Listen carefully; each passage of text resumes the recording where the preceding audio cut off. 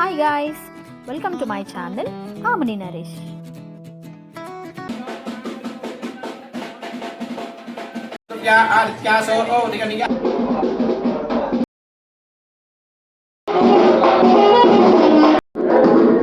అందరూ శ్రీరామనవమి చాలా ఆనందంగా జరుపుకున్నారని అనుకుంటున్నాను.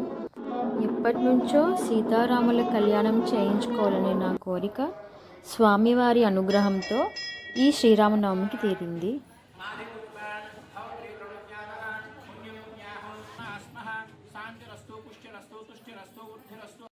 ఏ శుభకార్యమైనా మొదట పూజించేది వినాయక స్వామినే కదా. మన సీతారాముల వివాహం కూడా ముందుగా వినాయకుని పూజతో ప్రారంభమైంది.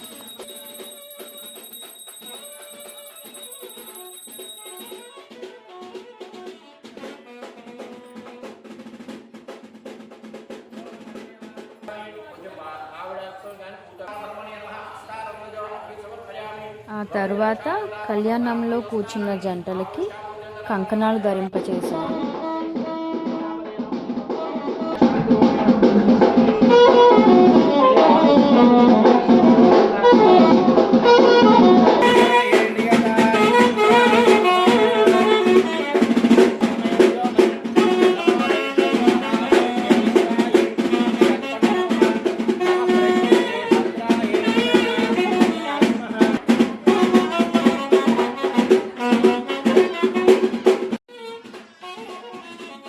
ఆ తరువాత స్వామివారికి జంధ్యం వేశారు.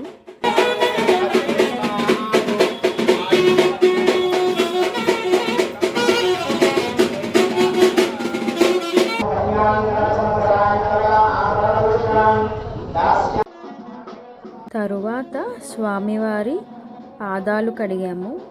మన పెళ్ళిళ్ళలో ఎలాగైతే కన్యాదానం చేసేటప్పుడు పెళ్ళి కొడుకు కాళ్ళు కడుగుతాం కదా, అదేవిధంగా ఇక్కడ స్వామివారి పాదాలు కడిగామన్నమాట.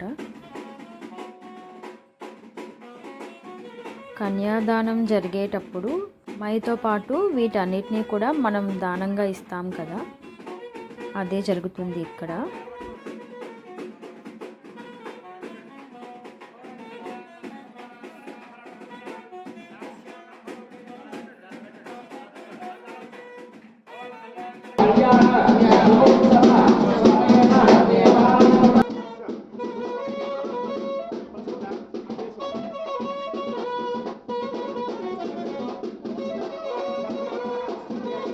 ఇక్కడ పంతులు గారు జీలకర్ర బెల్లం విశిష్టత గురించి చెప్తున్నారు, వినండి.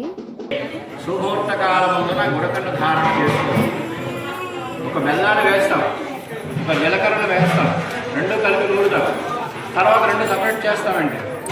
అయిపోతుందా? కొనే మనం ప్రయత్నం చేద్దాం ఎప్పుడైనా ప్రాక్టికల్గా. వాళ్ళందరూ కూడా భక్తులందరూ చేతులు వేయాలి. కాబట్టి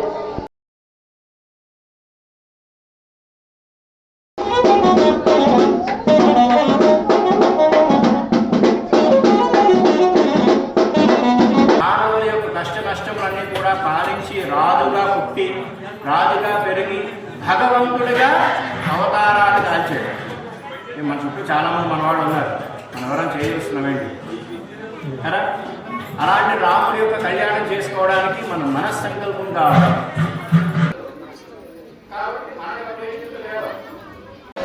జీలకర్ర బెల్లం ముహూర్త సమయానికి అయిన తర్వాత అమ్మవారి మంగళసూత్రానికి పూజ చేస్తున్నాం ఇక్కడ.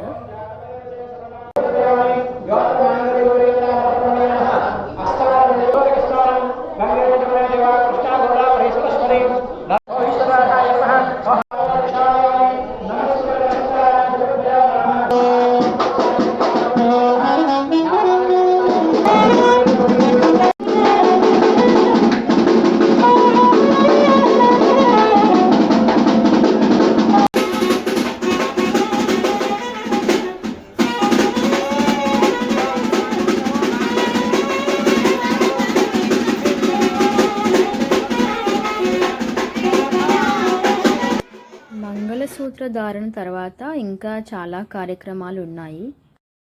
వీడియో లెంతీ అయిపోతుంది, సో సెకండ్ పార్ట్లో పెడతాను. Thanks for watching.